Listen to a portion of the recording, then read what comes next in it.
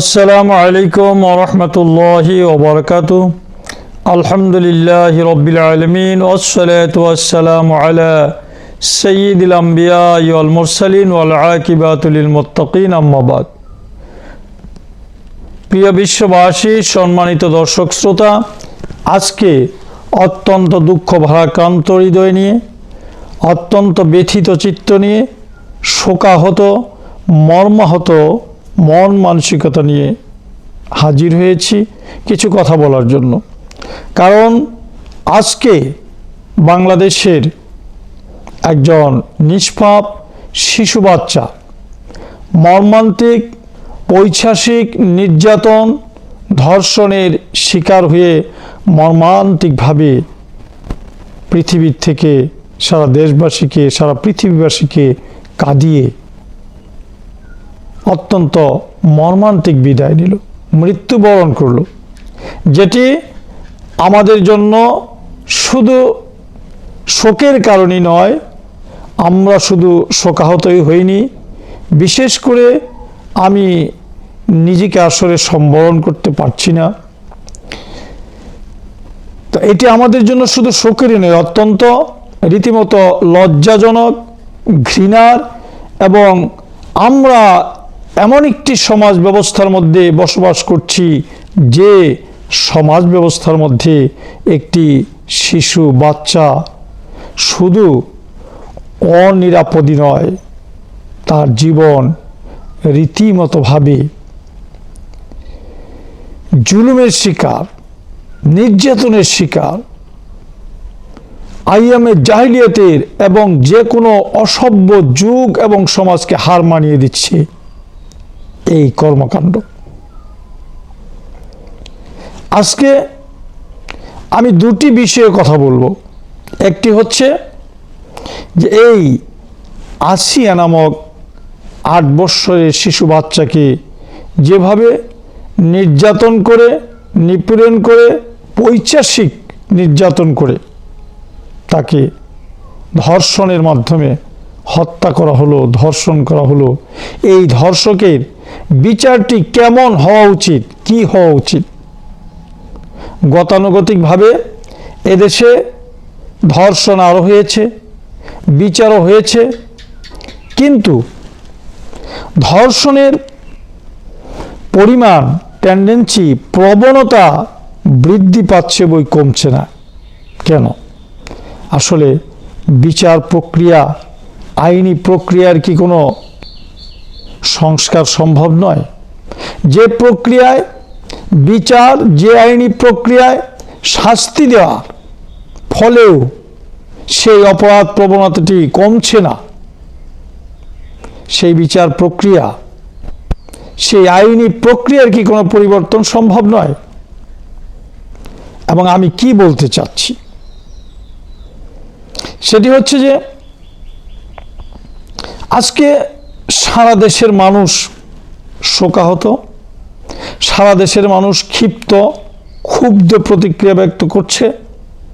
এবং যখন এই মেয়েটি ধর্ষণের শিকার হলো, তার শরীরে ব্লেডের আঘাত, তার লজ্জাস্থানে ব্লেডের আঘাত পাওয়া গেল, মর্মাহত হয়েছিলাম, কিন্তু চিন্তা করেছিলাম হয়তো চিকিৎসাধীন রয়েছে, মেয়েটি বেঁচে যাবে, হয়তো মৃত্যুবরণ করবে না, এমন একটি আশাই করেছিলাম। কিন্তু আজকে হঠাৎ করে যখন শুনতে পেলাম মেয়েটি মৃত্যুবরণ করেছে, নিজেকে আসলে ধরে রাখতে পারি নাই। তাই এই সমাজে এইভাবে যদি নিষ্পাপ শিশু পর্যন্ত এই পৈশাচিক নির্যাতনের হাত থেকে বাঁচতে না পারে, তাহলে সেই সমাজ ব্যবস্থায় আমাদেরই বা বেঁচে থেকে লাভ কি? অতএব এ সমাজ ভাঙতে হবে, নতুন সমাজ গড়তে হবে, সমাজ ব্যবস্থার পরিবর্তন করতে হবে, আইনি প্রক্রিয়ার সংস্কার সাধন করতে হবে, সমাজ ব্যবস্থার সংস্কার করতে হবে।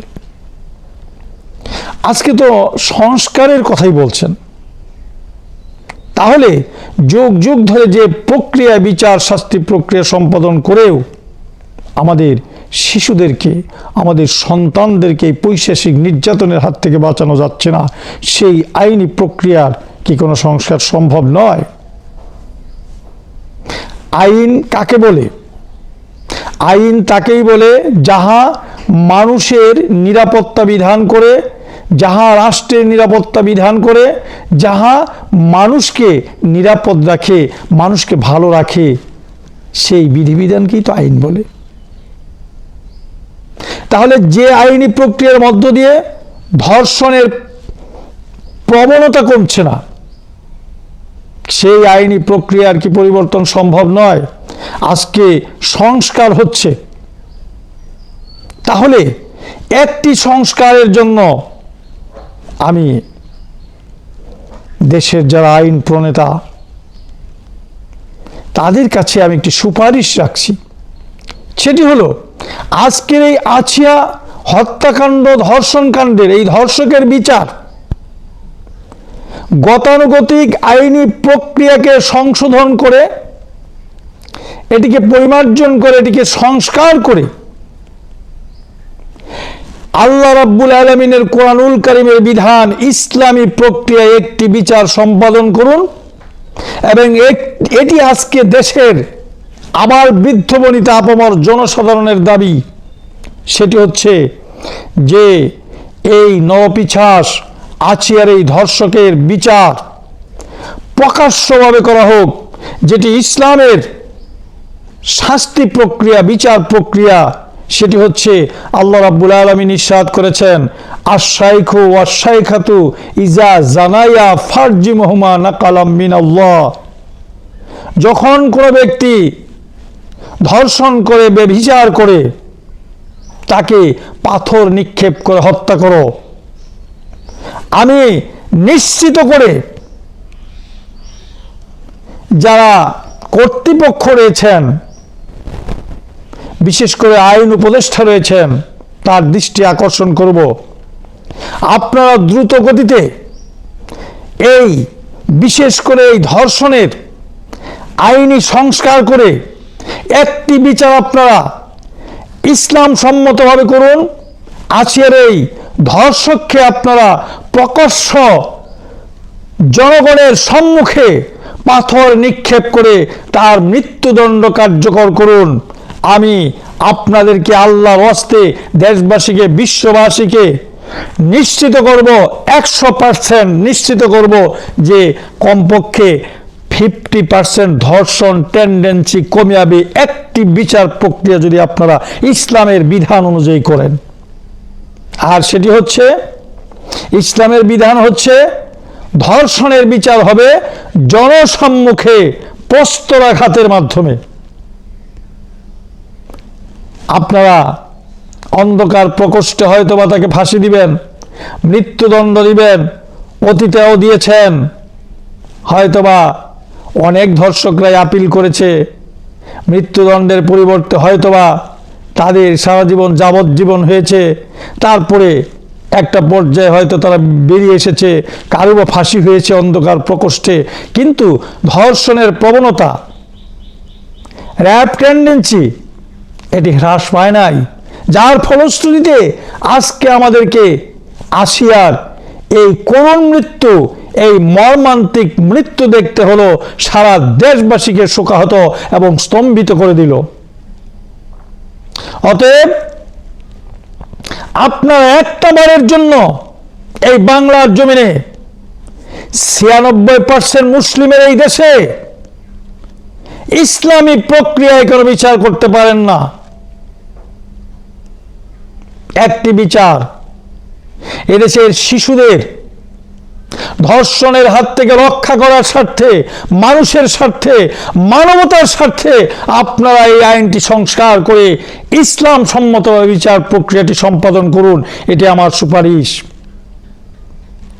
এই একটি বিচারের মাধ্যমে 50% র্যাপ টেন্ডেন্সি, ধর্ষণের প্রবণতা কমে আসবে।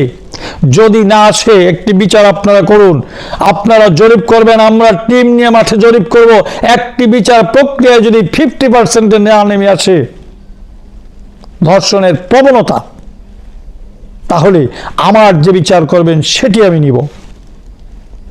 কারণ হচ্ছে আল্লাহ রাব্বুল আলামিনের বিচার প্রক্রিয়ায় অবশ্যই মানুষের জন্য মঙ্গল রয়েছে এবং নিরাপত্তা রয়েছে। দ্বিতীয়ত প্রক্রিয়াটি বলতে চাই যে একটি বিচার প্রক্রিয়ার মাধ্যমে যেমনিভাবে এই র্যাপ টেন্ডেন্সি, এই ধর্ষণ প্রবণতা কমতে পারে, তেমনিভাবে মানুষের মানবিক উন্নয়ন সাধন, মানুষের আত্মশুদ্ধি, তাসকিয়া, সুফিজম, মানুষের আত্মিক উন্নয়নের জন্য, মানবিক উন্নয়নের জন্য কাজ করতে হবে। কেন এই ধরনের ধর্ষণ বা কেনই বা ধর্ষণ, যে কোনো ধরনের ধর্ষণ এবং এরকম পৈশাচিক ধর্ষণ কেন হয়, তার কারণ হচ্ছে মানুষের মনুষ্যত্বের অধঃপতন, মানবিক অধঃপতন এত চরম পর্যায়ে চলে গিয়েছে যে এটার প্রতিরোধ যদি করতে চান, এই প্রবণতা যদি কমাতে চান, তাহলে মানুষের মধ্যে আত্মশুদ্ধি নিয়ে কাজ করতে হবে, সুফিজম নিয়ে কাজ করতে হবে। মানুষের ভিতরে নৈতিক মূল্যবোধ, মানবিক মূল্যবোধ সৃষ্টি করতে হবে, মানুষের আত্মাকে পরিশুদ্ধ করতে হবে। এবং একটি মানুষ যখন তার মানবিক অধঃপতন এবং প্রবৃত্তির অনুসরণে সে এতটা নিম্নগামী হয়, যখন সেই ধরনের পৈশাচিক কর্মকাণ্ড করতে পারে, সেখান থেকে মানুষকে উত্তরণ ঘটিয়ে মানুষকে মানবিক একটি স্টেজে দাঁড় করাতে হলে তাদের পিছনে ধর্মীয় অনুশাসনই শুধু নয়, ধর্মের যে স্পিরিচুয়াল দিক, আধ্যাত্মিক চর্চা, এই আধ্যাত্মিক অনুশীলন, স্পিরিচুয়াল প্র্যাকটিস মানুষের মধ্যে এত বেশি করতে হবে, যার ফলশ্রুতিতে মানুষের মানবিক উন্নয়ন ঘটবে, মনুষ্যত্বের উন্নয়ন ঘটবে। তা আমরা যদি মানুষের পিছনে নৈতিক উন্নয়নের জন্য, নৈতিক অবক্ষয় থেকে মানুষকে বাঁচানোর জন্য কাজ করি, এবং বিচার প্রক্রিয়া যদি আল্লাহ প্রদত্ত বিচার প্রক্রিয়া হয়, তাহলে দুটি দিক থেকে এই মানুষের এই পৈশাচিক কর্মকাণ্ড প্রতিরোধ হবে, কমে যাবে, এবং আমাদের বিশেষ করে আমাদের শিশুদেরকে, আমাদের নারীদেরকে, আমাদের মা বোনদেরকে ধর্ষণের হাত থেকে আমরা বাঁচাতে পারব। এই জন্য দ্রুত গতিতে আজকের বিচার প্রক্রিয়াটা কেমন, আমাদের দেশের আইনি প্রক্রিয়ার প্রতি আমরা শ্রদ্ধাশীল, কিন্তু সেই আইনি প্রক্রিয়া সংস্কার করা, সংশোধন করা মানুষের স্বার্থে, দেশের স্বার্থে, মানবতার স্বার্থে, এটি তো নিষিদ্ধ কোনো বিষয় নয়। সেটি সংস্কার করুন। 7 দিন পরে আইনি প্রক্রিয়া শুরু হবে। আসিয়া দাফন হয়ে গেছে, কবরে চলে গেছে, নির্যাতনের শিকার হয়ে, নিপীড়নের শিকার হয়ে, ধর্ষণের শিকার হয়ে তার ধর্ষক আজও বেঁচে আছে। এই ধর্ষকের প্রত্যেকটা নিঃশ্বাস এদেশের জনগণের জন্য এক একটা বিষাক্ত সাপের ছোবলের মতো মনে হচ্ছে। আমাদের মনে হচ্ছে না যে এই ধর্ষক বেঁচে থাকবে, সেই সমাজে আমরা বেঁচে থাকব। অতএব দ্রুত গতিতে সে যে ধর্ষক, সে যে ধর্ষণ করেছে, সেটি তো প্রমাণ হয়ে গেছে, কিন্তু গতানুগতিক আমাদের আইনি প্রক্রিয়া 7 দিন পরে শুরু করতে হবে, লম্বা চূড়া সময় মেনটেন করতে হবে। কিন্তু ইসলামী প্রক্রিয়া হলে এত লম্বা চূড়া প্রক্রিয়ার প্রয়োজন হবে না। ইসলাম চায় প্রথমত তার নিজস্ব স্বীকারোক্তিমূলক জবানবন্দি থাকলে আর সাক্ষীর কোনো প্রয়োজন হয় না। সেটা তো হয়ে গেছে, স্বীকারোক্তিমূলক জবানবন্দি হয়ে গেছে। যখন স্বীকারোক্তিমূলক জবানবন্দি হয়ে গেছে, তখন ইসলামী শাস্তি প্রয়োগ করার ব্যাপারে আর কোনো বাধা থাকে না। অতএব এনি টাইম দ্রুত গতিতে প্রকাশ্য ময়দানে তাকে মৃত্যুদণ্ড কার্যকর করা সম্ভব যদি ইসলামী আইন দ্বারা করা হয়। সেই ইসলামী আইনকে আমাদের রাষ্ট্রীয় আইন হিসেবে গ্রহণ করুন, তাহলেই তো এই ধর্ষকের বিচার দ্রুত গতিতে করা সম্ভব। এটি আমার সুপারিশ। তাহলে এই প্রক্রিয়ায় যদি আপনারা ইসলামী আইন অনুযায়ী যদি আজকে আসিয়ার ধর্ষকের বিচার করুন, তাহলে জনগণের যে দৃষ্টিভঙ্গি, তাদের যে ক্ষোভ, গোটা বিশ্বের আপামর জনগণ শান্তি পাবে যদি দ্রুতগতিতে ইসলামী প্রক্রিয়ায় প্রকাশ্য ময়দানে পাথর নিক্ষেপ করে ধর্ষকের বিচার করা হয়। সারা বাংলার আবার বৃদ্ধ বনিতা, সারা বিশ্বের সমস্ত জনগণ শান্তি পাবে, আসিয়ার আত্মা শান্তি পাবে এবং ভবিষ্যৎ ধর্ষণের প্রবণতা কমে আসবে। কাজেই অত্যন্ত মর্মাহত হৃদয়ে, শোকাহত হৃদয়ে আসলে সহ্য করতে পারি নাই আসিয়ার মৃত্যু। এদেশের মানুষ মেনে নিতে পারে না, আমি ব্যক্তিগতভাবে মেনে নিতে পারি নাই। আমি বারবার বলছি, অত্যন্ত শোকাহত হয়েছি, যার কারণে আমি এই ব্যাপারে কথা বলতে আগ্রহ প্রকাশ করেছি, প্রয়োজন অনুভব করেছি, এবং যাতে করে আর বাংলাদেশে আসিয়ার মতো আর কেউ পৈশাচিক নির্যাতন, ধর্ষণের শিকার হয়ে অকালে ঝরে না পড়ে, সেজন্য এই দেশের মাটিতে অন্ততপক্ষে ধর্ষণের বিচার ইসলাম অনুযায়ী হোক। আখিরুদ দাওয়ানা আনিল হামদুলিল্লাহি রাব্বিল আলামিন। আসসালামু আলাইকুম ওয়া রাহমাতুল্লাহি ওয়া বারাকাতুহু।